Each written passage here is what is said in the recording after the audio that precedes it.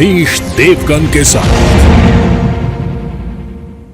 नमस्कार व्यूअर्स, आप देख रहे हैं वीकेंड का सबसे भरोसेमंद कार्यक्रम ये देश है हमारा। और इस हफ्ते ये देश है हमारा में हम बात करेंगे इस हफ्ते सुर्खियों में रहे गाजियाबाद इंसिडेंट की।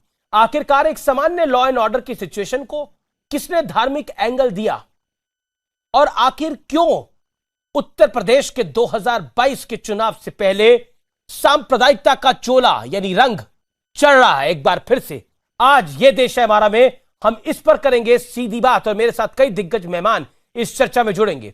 मेरे साथ आज बहस का पैनल तो होगा ही, चर्चा का पैनल तो होगा ही, साथ ही मेरे साथ इस चर्चा में जुड़ेंगे आज सलमान खुर्शीद, कांग्रेस पार्टी के वरिष्ठ नेता।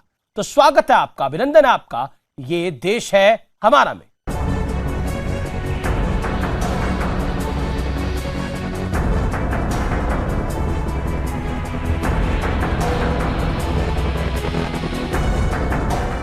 ये जो नाइंसाफियाँ हुई हैं उसकी एवज में आपने देखा कि हमारे देश के अंदर आसमानी आफतें कितनी आ रही हैं। ये बीमारी नहीं बल्कि अज़ाब इलाही है।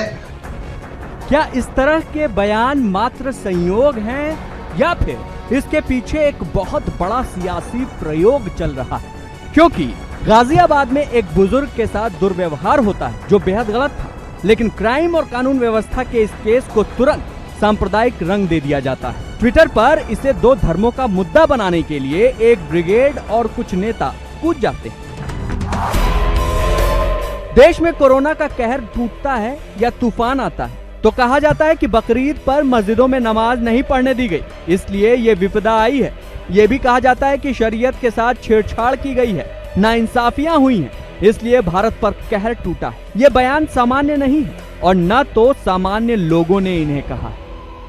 चाहे ऐसे कानून बना दिए गए हों जिसमें शरीयत के अंदर मदाखलतें हुई हों, चाहे ऐसा कानून बना दिया गया हो जिसमें दुनिया के सबसे बड़े लोकतंत्र में पर्टिकुलरली एक कम्युनिटी को कह दिया गया कि उनको नागरिकता नहीं मिलेगी, यानी कि मुसलमान को नागरिकता नहीं मिलेगी, बाकी सबको मिल जाएगी। तो ये जो नाइंसाफियाँ हुई हैं उसकी एवज में आपने देखा कि हमारे देश के अंदर आसमानी आफतें कितनी आ रही हैं। 10-10 दिन में 2-2 तूफान आ गए। हमने देखा है कि कोरोना के अंदर गरीब आदमी का क्या हशर हुआ है। ये बीमारी नहीं बल्कि अज़ाब इलाही है। हमसे गलतियां हुई हैं। मैंने कहा था कि हमें मस्जिदों में बकरीद की नमाज पढ़ने दी जाए और फिर ईदगाहें भी ना जा सके, ईदगाह पर भी और मस्जिदों में भी नहीं जा सके। मॉब लिंचिंग करा रही है बीजेपी, लड़कियों के साथ पकड़ के मतलब बलात्कार करा रही है। कि कुछ जगह जगह जाति और जुल्म हो रहे हैं, तो ये इसको गलती नहीं मानेंगे। नसीमुद्दीन सिद्दीकी उलेमाओं के साथ वर्चुअल मीटिंग में कहते हैं, जब मुसलमान कांग्रेस के साथ थे तो बीजेपी को सिर्फ 2 सीट मिलती थी। अगर मुसलमान फिर कांग्रेस के साथ आ जाएं तो बीजेपी दोबारा 2 सीटों पर सिमट जाएगी। हाल में बंगाल के चुनाव में बीजेपी ने जमकर जय श्री राम का नारा बुलंद किया तो ममता बनर्जी ने हुगली में भाषण देते हुए ये कह दिया कि मुस्लिम वोटर्स अपना वोट न बंटने दें, जिस पर चुनाव आयोग ने कार्रवाई भी की। कांग्रेस पर आरोप लगा कि वोटों के ध्रुवीकरण के लिए उसने अब्बास सिद्दीकी की आईएसएफ के साथ गठबंधन कर लिया। तो सवाल है, क्या 2022 के लिए फिर एक बार सियासी प्रयोग शुरू हो गया है? बढ़ता हूं मैं आगे। सांप्रदायिक प्रयोग के संदेह का विश्लेषण सुनिए। एसटी हसन, मैं आपको एक एक फैक्ट बताऊंगा आज इस विश्लेषण के अंदर। इनके बयान सब कुछ कहते हैं। शरीयत के साथ छेड़छाड़ हुई, इसलिए 2 तूफान आए, कोरोना से हजारों लोगों की जान गई। अब मैं एक और समाजवादी पार्टी के सांसद नेता, ये भी सांसद है, एक और सांसद की बात करता हूं, शरीफुर रहमान बर्क साहब कहते हैं मस्जिदों में बकरीद की नमाज नहीं पढ़ने दी गई, कोरोना बीमारी ने ये आजादे इलाही है।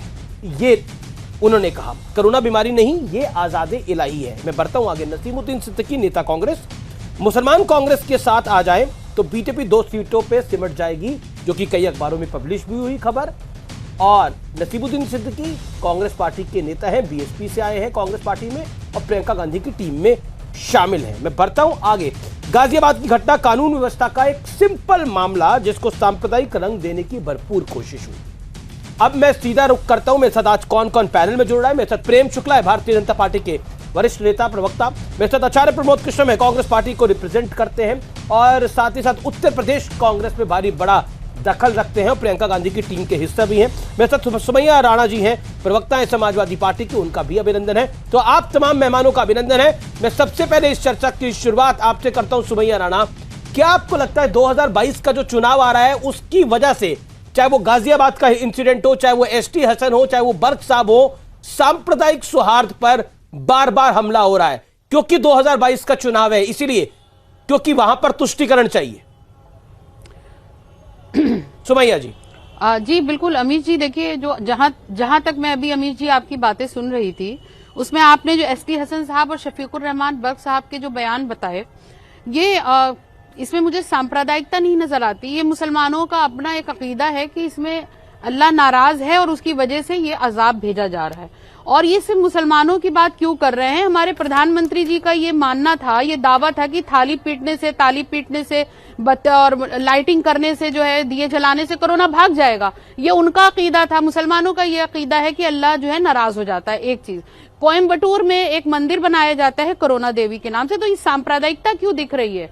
हाँ, ये बात जरूर हम मानेंगे कि मस्जिदों में जो ऐलान किया जा रहा था कि मस्जिद में नमाजें पढ़ना जरूरी है, चाहे जितनी भयावह स्थिति आ जाए, ये इस्लाम भी इसको खारिज करता है, मना करता है। अगर कोई किसी भी पेंडेमिक की गाइडलाइन ये बोलती है कि आपको दूरी बनाना है और तमाम ऐसी चीजों को फॉलो करना है, सैनिटाइजेशन हो या दूरियां हो या मास्क लगाना हो, वो करना है, ये इस्लाम इसकी इजाजत देता है। तो ये उनका बयान निजी हो सकता है, लेकिन ऐसा नहीं है कि वो इस्लाम से उसका कोई ताल्लुक हो। सुमैया जी, आपने दूसरी बात जहां तक रही सांप्रदायिकता, बयान में सांप्रदायिकता कहाँ है? गाजियाबाद के इंसिडेंट में भी कोई सांप्रदायिकता नहीं थी, एसटी हसन के बयान में भी कोई सांप्रदायिकता नहीं है, शफीकुर रहमान बर्क साहब के भी बयान में कोई सांप्रदायिकता नहीं है।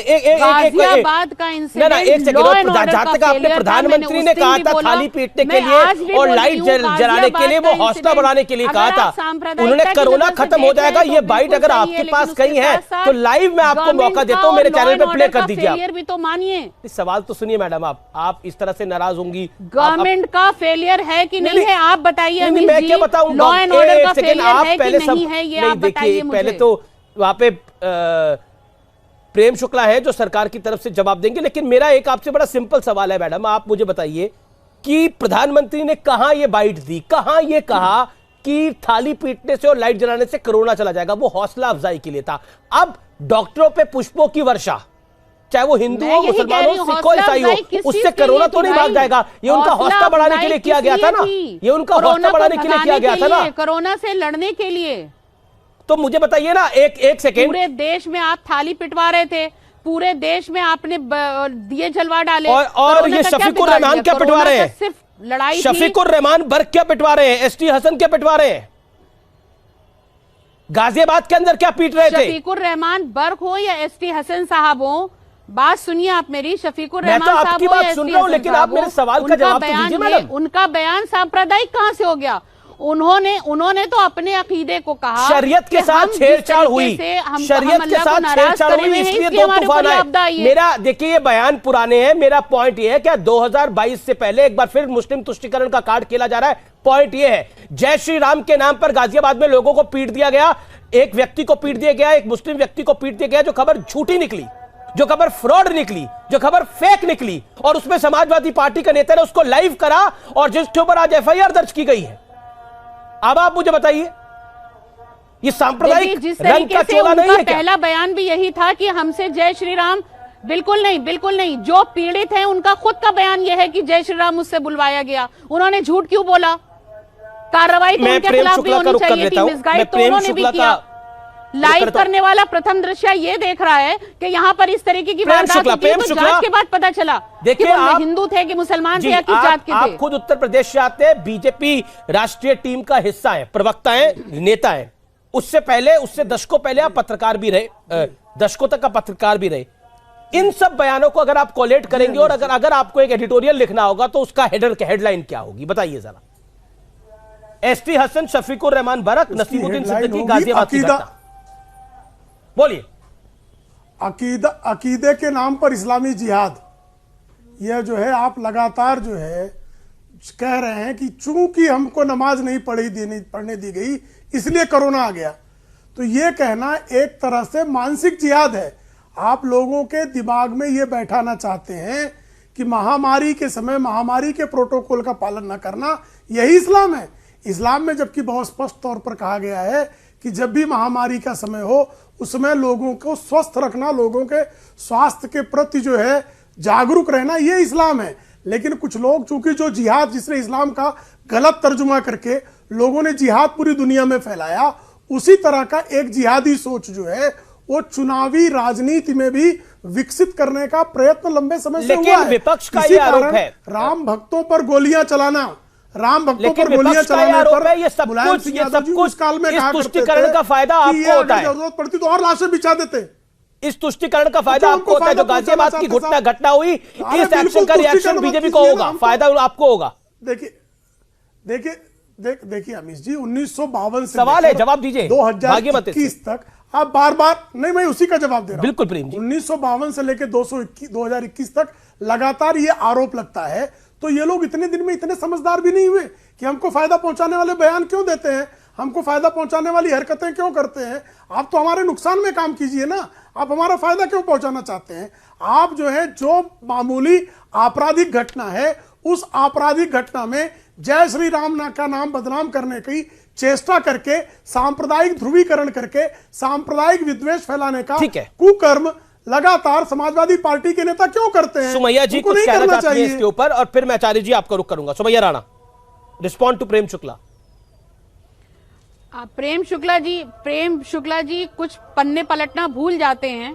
वो यहाँ बैठ करके जिन इतिहास को याद कर रहे हैं, तो अपना इतिहास भी थोड़ा सा ध्यान में रखा करें कि कैसे कैसे अपराधी को पाला पोसा जा रहा है भारतीय जनता पार्टी में आज भी, जिनकी पीठ थपथपाई जा रही है।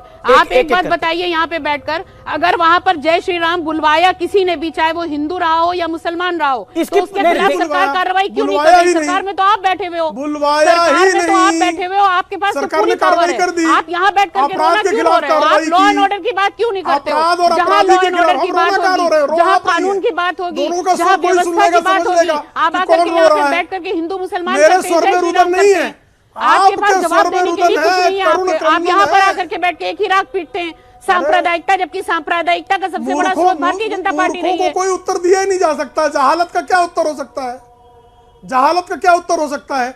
जो कहे कि अकीदा है, भारतीय जनता पार्टी तो जाहिलों का पूरा समंदर है। भारतीय जनता पार्टी जाहिलों का पूरा समंदर है। जहालत जिनको शायर और कायर का दिखाई दे रहा है। जिस किसी ने सुना होगा, जिस किसी ने आपको सुना होगा, बहुत बड़े पत्रकार बनते हैं, आपसे बड़ा सांप्रदायिक और आपसे ज्यादा बेहुदा इंसान समझ में आ गया होगा। जिस किसी ने अभी आपके मुख से प्रकट हुआ, देखिए अभी बेहुदा शब्द का प्रयोग कौन कर रहा है, आपके मुख से दुर्गंध प्रकट होगा।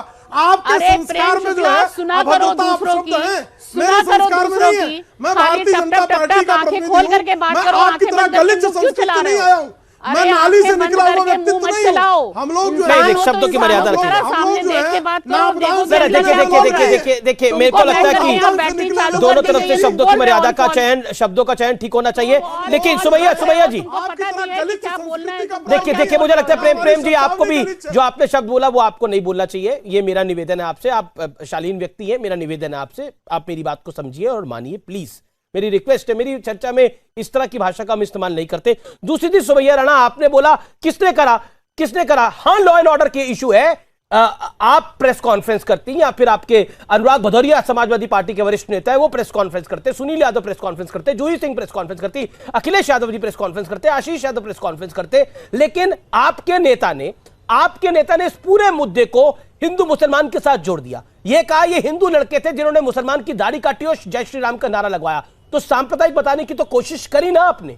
इसको हिंदू मुसलमान बीजेपी ने तो नहीं करा, इसको हिंदू मुसलमान सबसे पहले अगर करा तो आपकी पार्टी ने करा, जिसने फेसबुक लाइव करा। प्रथम ये क्या लॉ एंड ऑर्डर का विषय नहीं है। लॉ एंड ऑर्डर के विषय पे आप घेरिए योगी आदित्यनाथ को, प्रधानमंत्री नरेंद्र मोदी को, अमित शाह को, जेपी नड्डा को। आपका अधिकार है और आपके अधिकार के साथ मैं आवाज उठाऊंगा, मिलाऊंगा। हाथरस में इंसिडेंट हुआ, अमीश देवगन ने लगातार कार्यक्रम करे, लगातार हमने कार्यक्रम करे। विकास दुबे का इंसिडेंट हुआ, मैंने लगातार कार्यक्रम करे। लेकिन जो काम समाजवादी पार्टी के नेता इस्माइल ने करा है, क्या वो जायज है? आप मुझे बता दीजिए सुमैया जी, दिल पे हाथ रख के।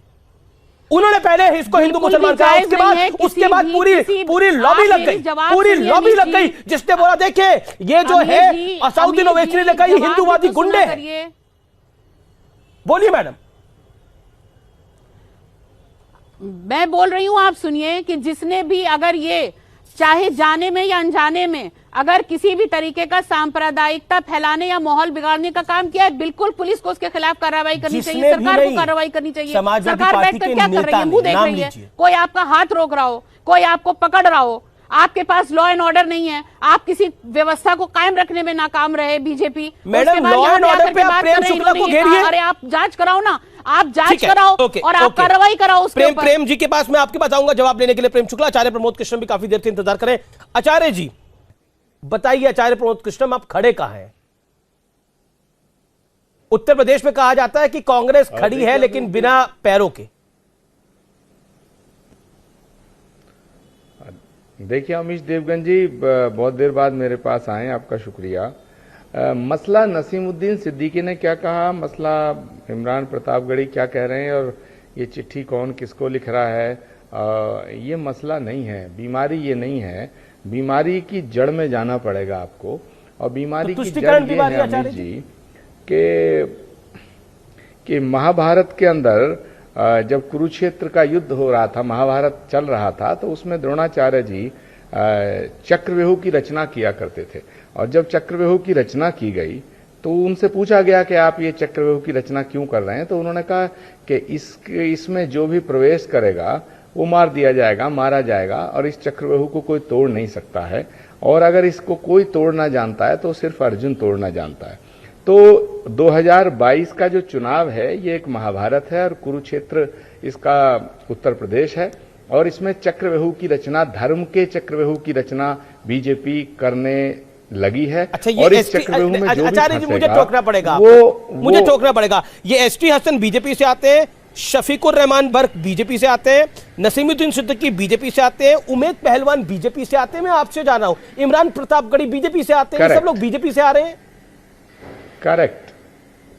अब मैं जवाब दे दूं, मुझे अनइंटरप्टेड बोलने दीजिए। हाँ, बिल्कुल मैं आपको मैं सबका जवाब दूंगा, लेकिन अमीश देवगन ठीक है ना, मैं कोई बहस नहीं करना चाहता। मैंने कहा कि बीजेपी ने एक चक्रव्यूह सजा दिया है और इस चक्रव्यूह में सब एक एक करके फंसते चले जाएंगे। जिनके आप नाम ले रहे हो ये चक्रव्यूह सजाने वाले नहीं है, ये चक्रव्यूह तोड़ने के चक्कर में इसमें घुस रहे हैं और ये सारे के सारे पराजित हो जाएंगे।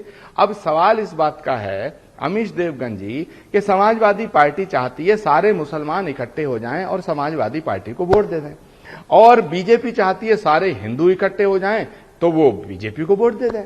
अब सवाल इस बात का है कि उत्तर प्रदेश के अंदर तकरीबन नियर अबाउट 18 आप तो कहते हैं अखिलेश यादव ने लाल टोपी अपनी जेब में रख रखी है।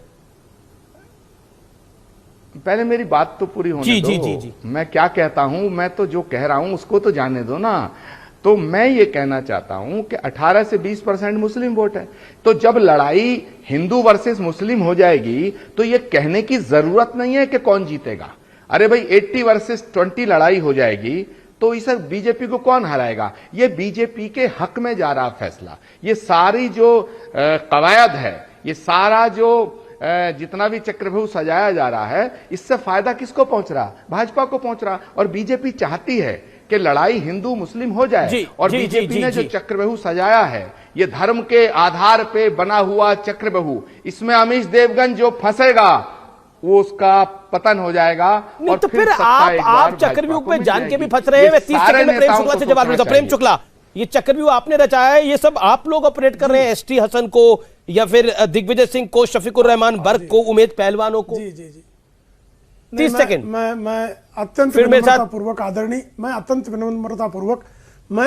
विनम्रतापूर्वक आदरणीय प्रमोद कृष्णन जी से कहना चाहता हूं कि वो तो प्रियंका वाड्रा जी के सलाहकार हैं। तो इमरान प्रतापगढ़ी, नसीमुद्दीन सिद्दीकी, आपके इस तरह के नेता जो लगातार सांप्रदायिक ध्रुवीकरण करने का दुष्कर्म करते हैं, जिससे आपका कहना है कि फायदा भारतीय जनता पार्टी को जाता है, तो इनको रोकने का प्रयास क्यों नहीं करते? ये नसीमुद्दीन सिद्दीकी पिछली बार बसपा में थे, आपको ध्यान होगा 2017 के चुनाव में बसपा की तरफ से कुरान शरीफ आगे लेकर निकले थे कि आगे आगे कुरान शरीफ चलेगी, पीछे पीछे हाथी चलेगा और सारे मुसलमान जो है बसपा को वोट दे देंगे और बसपा जो है सत्ता में आकर बैठ जाएगी। क्या हुआ? बसपा 19 सीटों पर सिमट गई। तो आप चूंकि जानते हैं कि पूरे देश की जनता भली भांति जानती है कि इस देश में सांप्रदायिकता का जहर घोल कौन रहा है। सांप्रदायिकता का जहर घोलता है उमेद पहलवान, सांप्रदायिकता का जहर घोलते हैं इमरान प्रतापगढ़ी, सांप्रदायिकता का जहर घोलते हैं नसीमुद्दीन सिद्दीकी, सांप्रदायिकता का जहर घोलते हैं शफीकुर रहमान बर्क। और ये सारे लोग क्यों घोलते हैं जहर? तो स्वयं प्रमोद जी ने बताया कि 20% जो है पोलराइज हो जाए। तो आप 20% को पोलराइज क्यों करते हो? भारतीय जनता पार्टी तो कहती है कि 20% वो पोलराइज हो जाए। सलमान साहब, आपका अभिनंदन है। Thank you so much for joining us tonight on news 18। धन्यवाद धन्यवाद जी, मेरा बहुत सीधा सवाल है। गाजियाबाद में एक बड़ी घटना होती है जो कि एक लॉ एंड ऑर्डर का मामला था, लेकिन आपकी पार्टी के सर्वोच्च नेता राहुल गांधी, पूर्व अध्यक्ष, उन्होंने इस पूरे मामले में राम भक्तों को लपेट लिया। क्या आपको लगता है ये जायज बात है?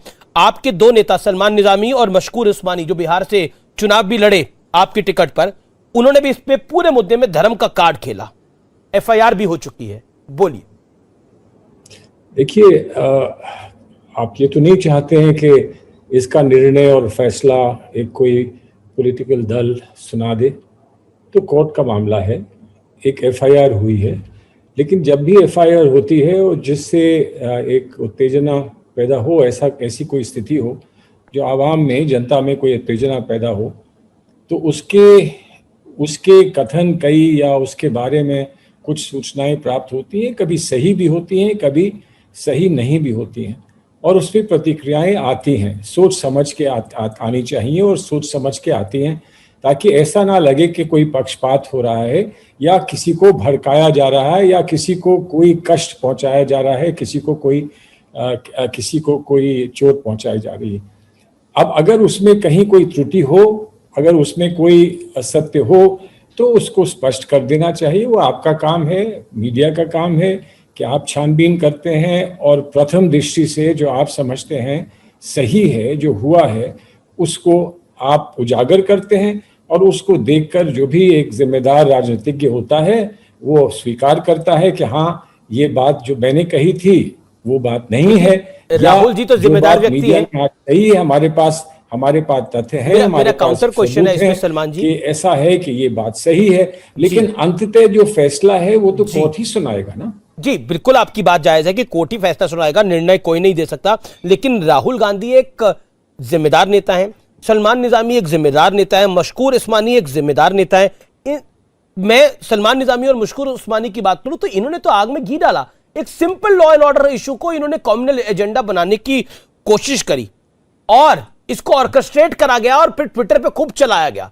क्या आपको लगता नहीं है इससे सांप्रदायिकों में वैमनस्य फायदा होता है? और आरोप आपकी पार्टी कहती है कि बीजेपी हिंदू मुसलमान करना चाहती है, लेकिन यहां पर तो रंगे हाथों आपके नेता पकड़े गए हैं कि जो हिंदू मुसलमान करना चाह रहे थे। नसीमुद्दीन सिद्दीकी एक आपके नेता हैं उत्तर प्रदेश के अंदर, वो गली गली कूचे कूचे जो वर्चुअल मीटिंग कर रहे हैं, उसके अंदर जो अखबारों में भी छपा, वो कह रहे हैं कि अगर मुसलमान कांग्रेस को वोट दे देगा तो फिर बीजेपी दोबारा 2 सीटों पे आ जाएगी। अच्छा, सुन लीजिए कि अगर किसी ने कुछ कहा है जो उचित नहीं है तो उसको समझाना चाहिए कि ये उचित नहीं है। आपको एक जिम्मेदार व्यक्ति हैं, आप इसको आगे बढ़ावा मत दीजिए। जो भी क्रिमिनल कोई स्थिति पैदा होती है उसमें कहीं ना कोई सांप्रदायिक उसका एक विवरण करता है, सांप्रदायिक उसको रंग देने का प्रयास करता है। वो कोई हो, कांग्रेस का हो, किसी और दल का हो, भारतीय जनता पार्टी का हो। ये नहीं हो सकता कि मैं कहूं कि भारतीय जनता पार्टी ना करे लेकिन मुझे और मेरी पार्टी को करने का अधिकार होगा। किसी को नहीं है अधिकार। अगर कोई कहीं पर त्रुटि करता है, गलती करता है, तो उसको आप प्लीज समझा दीजिए, आपका काम है समझाने का। लेकिन ना हम यहाँ बैठकर ये फैसला कर सकते हैं कि वहां जमीन पर क्या हुआ, ना हम ये कह सकते हैं कि उसमें सांप्रदायिक रंग किसी ने गलत घोला, ना हम ये कह सकते हैं कि उसमें सांप्रदायिक कोई विषय नहीं था। ये कह नहीं सकते हैं, और ना बहुत जल्दबाजी में हमें जजमेंटल होना चाहिए। बिल्कुल, बहुत जल्दबाजी में कोई जजमेंटल भी नहीं हो रहा, नहीं लगाना चाहिए। सलमान जी देखिए, इस पूरे विषय में ट्विटर पे भी एक एफआईआर हुई है। कांग्रेस पार्टी का कहना है कि देखिए ट्विटर को टारगेट कर रही है ये सरकार। मैं आपसे जानना चाहता हूं, अगर किसी भी विदेशी कंपनी को भारत में रहना है तो भारत के कानूनों को पालन करना चाहिए या नहीं करना चाहिए? आपका इस पर राय क्या है? आप वकील भी हैं पेशे से। विदेशी कंपनी को क्यों, हम सबको बाहर वाले को और भारतीय को, हर एक को कानून का पालन तो करना ही है ना। तो अगर किसी के लिए कोई विशेष प्रावधान बनाया गया है, जी, किसी को कानून के किसी प्रावधान से मुक्त किया गया है, माफ किया गया है, तो वो भी उसी कानून में होता है। जिस कानून का उल्लंघन अगर हो रहा है तो उसको गलत माना जाएगा और उस पर कार्रवाई होगी। तो आप किसके बारे में मुझसे पूछ रहे हैं? मैं आपसे इसके बारे में पूछ रहा हूं, ट्विटर को जब भारत की सरकार ऐसा कह रही है और अब गाजियाबाद के इंसिडेंट में उन पे एफआईआर भी हो गई है क्योंकि वो अपना इंटिमिडेटरी स्टेटस उन्होंने खो दिया है, तब आपकी पार्टी कह रही है, कांग्रेस पार्टी कह रही है देखिए ट्विटर को दबाने की कोशिश है। जब बाकी सोशल मीडिया कंपनीज तमाम वो प्रावधान मान सकती है जो भारत सरकार दे रही है, ट्विटर क्यों नहीं मान सकती? ट्विटर भारत से बड़ी तो नहीं है, भारत के संविधान से तो बड़ी नहीं है, भारत के विधान से तो बड़ी नहीं है। बिल्कुल नहीं है। और मैं कोई ट्विटर के हित में और उनके पक्ष में कोई बात कहने के लिए मुझे कोई ब्रीफ नहीं है। लेकिन एक बात है, जो सोशल मीडिया है, सोशल मीडिया को कितनी आज़ादी होनी चाहिए, क्यों होनी चाहिए, कहाँ तक होनी चाहिए, इस पर हम लोग चर्चा कर सकते हैं। पहले से ये क्यों तय कर दें कि इन पर नहीं लगेगा, इन पे लागू होगा, इनको नहीं लागू होगा। कोई हमारी अपनी भूपौती नहीं है, हमारे अपने कोई मित्र नहीं है। बिल्कुल आपकी बात सही है। देश में व्यवस्था बनेगी उसको सबको स्वीकार करना होगा। लेकिन जिसको सलमान जी स्वीकार नहीं है वो भारत में ना आए, ये तो बात स्पष्ट है ना। लेकिन इस पर चर्चा हो, यहाँ कोई चर्चा नहीं कर रहा कि उनको क्या सुरक्षा मिलती थी अब नहीं मिलेगी, उनको क्या 3 महीने का वक्त मिला, उन्होंने भारत की सरकार को जवाब देना लाजमी नहीं समझा। सलमान जी आपको तो जानकारी होगी, उनको 3 महीने का वक्त मिला, उनको भारत की सरकार को उन्होंने जवाब देना लाजमी नहीं समझा। अरे फेसबुक फॉलो कर सकता है, व्हाट्सएप फॉलो कर सकता है, बाकी सोशल मीडिया कंपनीज कर सकती है, इंस्टाग्राम कर सकता है, तो why not Twitter? Is Twitter above Indian law? That's my point. Why Congress party supporting Twitter? वो इंडिया के साथ क्यों नहीं है? Congress party is not supporting anyone to be above Indian law. Please get that right. Please get that right. आप यहाँ फैसला कर रहे हैं कि इंडियन लॉ क्या है। इंडियन लॉ क्या है उसका फैसला कोर्ट में होगा। अगर ट्विटर को हमारी कही हुई बात सरकार की पसंद नहीं है तो ट्विटर कोर्ट जाएगी। कोर्ट में 2 पक्ष होते हैं। ट्विटर कोर्ट गई है, अभी तक किसी ने स्टे नहीं लगाया, किसी ने स्टे नहीं लगाया। उस पक्ष में हम किससे सहमत हैं, किससे सहमत नहीं है, वो कोर्ट तय करेगा। अगर प्राइमा फेसी में आएगा, अगर प्राइमा फेसी में ऑनरेबल कोर्ट को लगता तो स्टे लगाया जाता है, लेकिन अभी तक स्टे नहीं लगा। अरे तो कोर्ट, अब आप कोर्ट के भी खिलाफ हो गए। मैं कोर्ट के खिलाफ नहीं, मैंने बोला अगर प्राइमा फेसी कोर्ट को लगता तो स्टे लगा दिया जाता, उस कानून के ऊपर लगा दिया जाता है ना। अगर कोर्ट को लगता है ये कानून जायज नहीं है तो स्टे लगा दिया जाता है, लगा उस पे स्टे। मैं आपसे पूछ रहा हूं, आप हर जगह, आप हर विषय पर कोर्ट को अलग करके चाहते हैं कि यहीं पर आदेश दे दिए जाए, हम लोग यहीं पर निर्णय दे दें कि कोर्ट को क्या करना चाहिए। कोर्ट के सामने मामला है, कोर्ट के सामने मामला तय होगा। कोर्ट के निर्णय के बाद भी लोग कहते हैं कि हमारा ये पक्ष है, हमारा ये पक्ष है, और उसके बाद मामला सुप्रीम कोर्ट भी जाता है। तो अब जहां कोर्ट का जो फैसला होना है वो हो जाने दीजिए। आप यहाँ हमसे क्यों फैसला अभी नहीं? मैं तो आपसे सवाल पूछ रहा हूँ सर, मैं और आप तो कुछ फैसला कर भी ले तो उसको मानेगा कौन? लेकिन महत्वपूर्ण ये है, कौन मानेगा नहीं मानेगा। मैंने आपकी बात मानकर मैं यहाँ आया हूं। आपकी ये बात कहकर मुझे बड़ा कष्ट हो रहा है कि कौन मानेगा। कोई माने ना माने, हम मनाना नहीं चाहते हैं, हम पर्सुएड करते हैं, हम लोगों को समझाना चाहते हैं। इसीलिए मैं आपसे यहाँ आकर बात कर रहा हूं, नहीं तो मैं नहीं आता। मैं इसलिए आ रहा हूं कि शायद आप मेरी बात मान जाएं, शायद आप मेरी बात ना माने। ये भी संभव है कि मैं आपकी बात मान जाऊं, इसीलिए हम यहाँ आते हैं और यही डेमोक्रेटिक बिल्कुल sir, I am in total बात कह देना कि आपकी बात कौन मानेगा, ये कोई नहीं, मैं कह रहा हूं, मैंने ये कहा कि मेरी और आपकी बात अगर हम बोल भी देंगे कि ये उसको मानना चाहिए, उसको फिलहाल कौन मानेगा, ये मेरा पॉइंट था। मैंने अपने और आपके दोनों बारे में बोला। ये आपकी बात लोग मानेंगे, इसीलिए मैं यहां आया हूं कि आपकी बात का एक वजन है। आप इस देश के मीडिया के एक बहुत प्रमुख मीडिया के नेता हैं और इसलिए आप जो कहेंगे उसमें वजन होगा, उसमें अवश्य लोग उस पर विचार करेंगे। इसीलिए मैं यहां आया हूं और कोई वजह नहीं है। और हो सकता है आप और हम किसी विषय पर एक राय के हो सकता है किसी विषय पे हम एक राय के ना हो। आपका मैंने एक इंटरव्यू देखा जिसमें आपने कहा कि जितिन प्रसाद के जाने से आप बहुत दुखी हैं, आप उनको छोटे भाई की तरह मानते हैं, लेकिन आखिर ऐसी नौबत क्यों आ गई? G23 से G22 हो गया है, क्या कहना चाहते हैं? देखिए, ये तो आप उन्हीं से पूछेंगे ना। आप आपको क्या लगता है? पूछ सकते हैं कि सलमान साहब आप क्यों नहीं गए, मैं आपको बता दूंगा। अब जो चला गया है उसके बारे में आपको क्या बताऊंगा। मुझसे पूछ के गए होते, मुझे कॉन्फिडेंस में लेके गए होते, मुझसे आकर कोई दुखड़ा रोया होता, तो मैं आपको सचमुच आपको बता देता कि उनके मन में ये कुंठा थी। लेकिन आज तो मैं आपको सिर्फ यही जवाब दे सकता हूं कि मैं यहाँ क्यों हूं, ये कैसे दे सकता हूं कि वो क्यों गए। लेकिन जो उनके प्रति मेरी भावना थी, जो उनके पिताजी के समय से मेरे उनके संबंध रहे, मैंने वो व्यक्त कर दिए। मैं ये भी कह सकता था कि मेरा उनसे कोई संबंध नहीं, लेकिन क्यों, सच्ची बात यह है कि उनसे मेरा अच्छा संबंध था, लेकिन उन्होंने शायद मुझे इतना महत्व नहीं दिया। 3 पीढ़ियों के कांग्रेस के नेता, उनको कांग्रेस छोड़ के जाना पड़ा। G23 में भी वो थे, G22 हो गए जी। क्या कहना चाहते हैं आप? कांग्रेस में सब कुछ ठीक क्यों नहीं चल रहा? सचिन पायलट नाराज है, सिद्धू और कैप्टन अमरिंदर की तलवारें खिंची हुई हैं, क्यों ऐसा हो रहा है ये सब कुछ? देखिए ऐसा है, ऐसा समय कर्नाटक में भी समस्या है, समय पर हर जीवित पार्टी में ऐसा होता है। G23 22 हो गई या 22 से 15 हो गई, लेकिन जो उसके प्रमुख लोग G23 के थे, उन्होंने बहुत समझदारी के साथ, बहुत सूझबूझ के साथ और बड़ी उदारता के साथ उन्होंने पार्टी को मजबूत करने के लिए निर्णय लिए हैं। उन्होंने पार्टी से ये स्वीकार किया कि ये समय देश में कोरोना से लड़ने का है, ये समय आपस में लड़ाई का या आपस में चुनाव की कुश्ती करने का नहीं है। इसका हम आदर करते हैं। समय आएगा, चुनाव भी होगा। अब रही बात, ये तो चुनाव की बात ही नहीं, ये तो आपके पार्टी की अंदरूनी दिक्कत की बात है। नहीं, अंदरूनी दिक्कत की बात नहीं है, अंदरूनी व्यवस्था की बात है। हर पार्टी में होती है ये बैंगलोर में बीजेपी में हो रही है, उत्तर प्रदेश में बीजेपी में हो रही है, उसकी चर्चा हम नहीं करना चाहते हैं। वो भी अंदरूनी बात है, उनकी पार्टी की अंदरूनी बात है, बड़ी पार्टी है, आज के दिन वो बड़ी पार्टी है, उनकी अंदरूनी बात है। हम उस पर नहीं चर्चा छेड़ते हैं, ना हम छेड़ना चाहते हैं। मेरा अगला सवाल आपसे, क्योंकि दिग्विजय सिंह ने क्लब हाउस की चैट में एक ऑडियो काफी वायरल हुआ, उन्होंने एक पाकिस्तानी पत्रकार की मौजूदगी में कहा कि जब कांग्रेस आएगी तो 370 को हटा देगी, या उस पर दोबारा विचार करेगी, या फिर उस पर आएगी तो दोबारा विचार करेगी। 370 के निर्णय को हटा देगी, ये मैं समझता हूं। जी ठीक है, वो कर देंगे। देखिए, कश्मीर का एक बड़ा संवेदनशील, एक बहुत बड़ा गंभीर और कॉम्प्लिकेटेड कश्मीर का इतिहास रहा है और उनका परिप्रेक्ष्य है।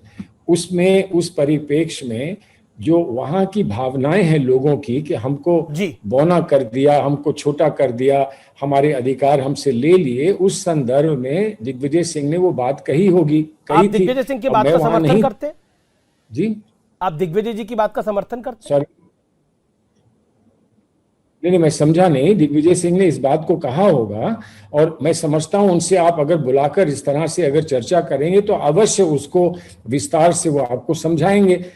कश्मीर के लोगों की भावना को मानना, समझना, उनका सम्मान करना और उनको अपने साथ और मजबूती के साथ देशभक्ति का आदर करते हुए जोड़ना। आप भी मान रहे हैं कि विचार होना चाहिए, अगर आपकी सरकार आती है आने वाले समय में तो 370 पे पुनर्विचार होना चाहिए?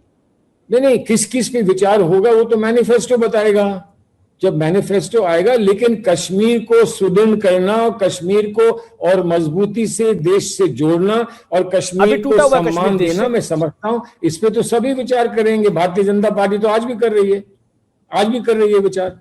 चलिए, मैं उत्तर प्रदेश की बात कर लेता हूं। उत्तर प्रदेश में अखिलेश यादव की पार्टी आपको चिमटे से छूने को तैयार नहीं है। सपा को आपके नेता भी खरी खोटी सुनाते रहते हैं। कांग्रेस का 2022 में स्टैंड क्या है? क्योंकि अभी हाल ही में सुनील राय हैं, एक प्रदेश के सचिव, उन्होंने चिट्ठी लिख दी है सोनिया गांधी को, और इतना ही नहीं, उन्होंने पुलिस कंप्लेंट लॉन्च करा दी है वहां के अध्यक्ष अजय कुमार लल्लू के खिलाफ। ये सब कुछ आपकी पार्टी में उत्तर प्रदेश में हो रहा है। सुनील राय के बारे में आप मुझसे पूछ रहे हैं। सुनील राय मेरे समय में पार्टी के कार्यकर्ता थे, मेहनत करते थे, अच्छे थे। आज उनको किस बात से कष्ट हुआ है, किस बात को लेकर उन्होंने FIR किया है, चिट्ठी लिखी है, इसकी मुझे कोई जानकारी नहीं है। मैं उत्तर प्रदेश से जुड़ा हूं, लेकिन मैं अभी केंद्र में हूं और केंद्र में यहाँ पर जो कुछ कर सकता हूं उत्तर प्रदेश के लिए मैं कर रहा हूं। इसलिए अगर आप मुझे कहां स्टैंड करती है कांग्रेस पार्टी? मैं आपको अवश्य बताता पूछ करके। बीजेपी कह रही है 300 प्लस, सपा कह रही है कि वो भी अच्छी सीटें लेकर आएगी। कांग्रेस का लक्ष्य क्या है? देखिए, कांग्रेस का लक्ष्य एक बड़ा स्पष्ट है। उत्तर प्रदेश में हमें अपने किरदार को फिर से वहां पर उजागर करना है और उत्तर प्रदेश को आज एक किरदार की पार्टी चाहिए, ऐसा हमारा मानना है। हम इस लक्ष्य में अपने आप को कामयाब कर सकें, इसके लिए हम दिन रात अपनी मेहनत करने का प्रयास कर रहे हैं। एक अच्छी पार्टी बनकर हम कांग्रेस को वहां पर उत्तर प्रदेश में आगे जो वहां की जनता और आवाम का निर्णय होगा उसको हम स्वीकार करेंगे। हम ये मानते हैं कि जो लड़ाई होगी, उत्तर प्रदेश में लड़ाई होगी, उसको हमको सशक्त रूप से, मजबूती से और हम लोग जो जुड़े हुए हैं कांग्रेस से, जो कांग्रेस से जुड़े रहेंगे, हम सबका ये दुर्भाग्य है, लेकिन दुर्भाग्य का सामना करना हमारा संकल्प है। हम कांग्रेस को फिर खड़ा कर सकें, ये हमारा संकल्प है। हम कितने कामयाब होते हैं, नहीं होते हैं, वो समय बताएगा। आपसे निवेदन है, आपसे आग्रह है कि हमारी मदद करें। चलिए, बहुत बहुत शुक्रिया आपका। हम तो तमाम खबरें दिखाते हैं। बहुत बहुत शुक्रिया सलमान खुर्शीद आपका हमारे साथ जुड़ने के लिए, और मुझे लगता है कि काफी बेबाकी के साथ आपने सब सवालों का जवाब दिया। बहुत बहुत शुक्रिया। Pleasure having you as always. Thank you so much Salman ji. Thank you. अब मैं प्रेम शुक्ला साहब का रुख करूंगा। प्रेम शुक्ला साहब कांग्रेस पार्टी के वरिष्ठ नेता थे और उन्होंने कई बयानों पे बोला कि देखिए जी, मुझे लगता है कि उन्होंने बातों बातों में बहुत कुछ कह दिया, उत्तर प्रदेश के बारे में भी, कांग्रेस के बारे में भी। What is your view? काफी देर से वो बोल रहे थे, इसलिए मैं बीजेपी को मौका दे रहा हूं। देखिए सलमान खुर्शीद जी भी बहुत स्पष्टता से लगभग यही बात को स्वीकार कर रहे हैं कि उत्तर प्रदेश में कांग्रेस की स्थिति अत्यंत नाजुक है और अकल्पनीय है। उन्होंने कभी कल्पना नहीं की थी। और जिस पार्टी के 7 विधायक पिछली बार चुन के आए हों, उसमें से भी अधिकांश विधायक चले गए हों। पिछली बार लोकसभा में जिसकी 2 सीटें अमेठी और रायबरेली रही हों, इस बार अमेठी का चुनाव भी 2019 में हार जाना, और रायबरेली में जो एकमेव विधायक उनकी हैं वो भी उनके खिलाफ खड़ी हो गई हैं। ऐसे में कांग्रेस की जमीनी स्थिति निश्चित तौर पर खराब है। अब कांग्रेस इसको उठना कैसे चाहती है? तो आपने जो शुरू में बताया कि जिस तरह से सपा जो है चाहती है कि हमारे साथ जो है अल्पसंख्यक मतों का ध्रुवीकरण हो जाए और उसके साथ जाति मतों को मिलाकर हम अपनी लड़ाई को कामयाब बनाने की दिशा में जाएं। अब उसी वोट बैंक में कांग्रेस भी छिद्र लगाना चाहती है और कांग्रेस इसी कारण जो है अपनी तरफ से नसीमुद्दीन सिद्दीकी से इस तरह के बयान दिलाती है। और उस पर नसीमुद्दीन सिद्दीकी अगर मान लीजिए राहुल गांधी के संदर्भ में या कांग्रेस के संदर्भ में अन्य कोई बयान दे दें तो उनको तत्काल कारण बताओ नोटिस जारी हो जाएगी, उनके खिलाफ पार्टी जो है अनुशासन। तो आप कह रहे हैं कि कांग्रेस से तुष्टीकरण करवा रही है। ओके आचार्य जी जवाब। इमरान प्रताप ओके, कांग्रेस के फायर ब्रांड नेता हैं आचार्य जी जवाब। 40 सेकंड आचार्य जी जवाब। 10 सेकंड मैं दूंगा आपको, प्रेम भाई आपको मैं वक्त दूंगा आगे, लेकिन अभी आचार्य जी का जवाब बेहद महत्वपूर्ण है। मेरी बात पूरी हो जाती। आचार्य प्रमोद कृष्णम, आप लोग तुष्टीकरण का खेल खेल रहे हैं कि जिससे सपा को नुकसान हो जाए वहां पर, और जिससे आपका खेल बन जाए। एक तरफ ब्राह्मण होगा, दूसरी तरफ मुसलमान होगा, तो आपका खेल बनेगा। देखिए अमीश देवगन, कांग्रेस एक ऐसी पार्टी है, देश की आजादी की लड़ाई भी उसने लड़ी तो हिंदू और मुसलमान सबको साथ लेके लड़ी, और कांग्रेस ने देश की आजादी के बाद जो सरकारें, तब तो महात्मा गांधी थे आचार्य जी, मुसलमान या धर्म, तब तो महात्मा गांधी थे, अब तो राहुल गांधी। आप कैसी बात कर रहे हैं अमीश? गंभीर बिल्कुल गंभीरता से कह रहा हूं। गंभीर जवाब। आजादी की लड़ाई महात्मा गांधी के नेतृत्व में लड़ी गई। अभी की कांग्रेस लड़ाई राहुल गांधी, नसीमुद्दीन सिद्दीकी की तरफ से लड़ रही है। अमीश जी सर। अमीश देवगन जी, मैं बात पूरी कर लूं। प्लीज अमीश देवगन जी, कांग्रेस ने कभी ये धर्म के नाम पे विभाजन की राजनीति नहीं की है, लेकिन हाँ एक बात जरूर है कि उत्तर प्रदेश में, जैसे मैंने शुरुआत में की, जो बात शुरुआत में आपने सवाल किया और मैंने उसका जवाब दिया, तो समाजवादी पार्टी का एक बहुत पुराना ख्वाब है कि सारे मुसलमान उसको अपना नेता मान लें। ये बिल्कुल पक्की बात है। और बीजेपी का ये ख्वाब है, ये सपना है कि सारे हिंदू उसे अपना नेता मान लें, अपनी पार्टी मान लें। तो सवाल इस बात का, इन दोनों में पिस कौन रहा? उत्तर प्रदेश की जनता। और उत्तर प्रदेश का जो मैं तो खास तौर से कहना चाहता हूं कि नौजवान है, किसान है, वो सब बर्बाद हो रहा है। और ये देखना अमीश देवगन, उत्तर प्रदेश में 2022 का चुनाव भी इसी मोड़ पे होगा। तो इसीलिए मैंने अपनी बात को, जब मैंने बात की थी तब कहा था कि बीजेपी एक ऐसा चक्रव्यूह की रचना कर रही है, एक ऐसा चक्रव्यूह सजा रही है कि जी जिसमें जो घुसता चला जाएगा उसका वध हो जाएगा। लेकिन अच्छा एक बात बताइए, ये राहुल गांधी को इस चक्रव्यूह में फंसने के लिए किसने बोला? सलमान निजामी को इस चक्रव्यूह में फंसने के लिए किसने बोला? मशकूर उस्मानी को इस चक्रव्यूह में फंसने के लिए किसने बोला? नसीबुद्दीन सिद्दीकी को इस चक्रव्यूह में फंसने के लिए किसने बोला? आचार्य प्रमोद कृष्ण तो फंसते नहीं है इस चक्रव्यूह में, बाकी क्यों फंस जाते हैं? बताइए ना। आप कह रहे हैं पॉलिटिकल। राहुल गांधी जी ने ये कहा। जी क्या कहा? अमीश देवगन, राहुल गांधी जी ने क्या कहा? आप मुझे बताओ, उनका जो स्टेटमेंट लौनी गाजियाबाद के इस प्रकरण पे आया, राहुल जी ने क्या कहा, जरा मुझे बताइएगा। उन्होंने ये कहा, राहुल गांधी ने क्या कहा वो ट्विटर पर सार्वजनिक है, मैं बार बार उसको रिपीट नहीं करना चाहता, लेकिन जब भारत के साथ मैं बोलता हूं ना, उन्होंने कहा, उन्होंने कहा, अगर आप सुनना चाहते हो तो मैं संक्षेप में बताता हूं। उन्होंने बोला राम भक्त ऐसा नहीं कर सकते। राम भक्तों की कैसे बात हो गई? वह हिंदू लड़के भी थे, वह मुसलमान भी थे, अगर वह हिंदू भी थे तो उनको राम के साथ जोड़ने की आवश्यकता क्या थी? एक क्राइम हुआ, कोई मर्डर कर देता तो हम उसको किसी का जिस समुदाय का होता है उसका भक्त बता देते हैं।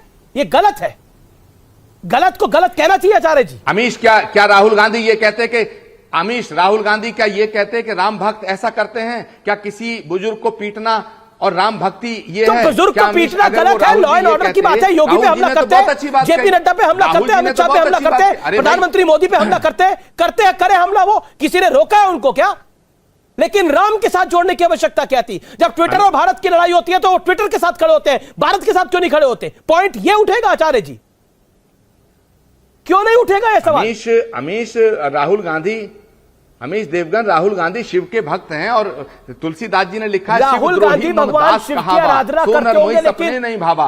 राम भगवान राम के भक्त हैं राहुल गांधी, और राहुल जी ने ये कहा है कि ऐसी हरकत कोई राम भक्त नहीं कर सकता।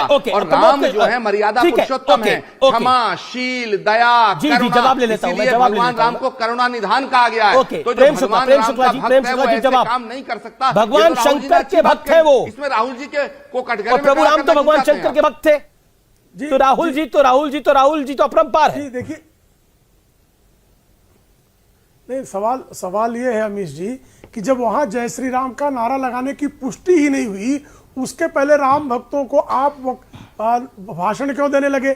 क्योंकि आपको प्रभु रामचंद्र जी के विरुद्ध काम करने का अभ्यास है। कपिल सिब्बल खड़े हो जाते हैं सुप्रीम कोर्ट में कि साहब जो है राम मंदिर के लिए आप तत्काल सुनवाई मत करिए, और आप कहते हैं मंदिर में जाने वाले जो हैं लड़कियां छेड़ते हैं, और आप कहते हैं कि साहब ये जो कलावा बांधते हिंदू हैं ये देश के लिए इस्लामी जिहाद से ज्यादा बड़े खतरे हैं। तो आपका जो पूर्व इतिहास है, फिलहाल ये देश हमारा में इतना ही, लेकिन लाख टके की बात यह है कि अगर ये मायाजाल है, अगर ये चक्रव्यूह है, और अगर इस चक्रव्यूह में बीजेपी को फायदा हो रहा है, तो सपा कांग्रेस इसमें फंस क्यों रही है? समझदार को तो इशारा काफी होता है। मैं जनता जनार्दन को बहुत समझदार मानता हूं, आप खुद समझदार हैं। उम्मीद है आप स्वस्थ होंगे, अपना ध्यान रखिए। जय हिंद, नमस्कार।